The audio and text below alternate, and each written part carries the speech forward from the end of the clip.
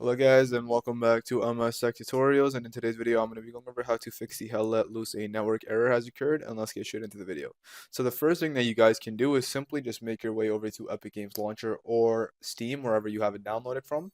Right click on the application, hit run as an administrator, and once the application is open you can make your way over to library, look for Hell Let Loose and click on the three horizontal dots, and then just go over to manage, go over to verify files, and it should be the same process on Steam. You just right click on it, go to properties, and then go to verify files.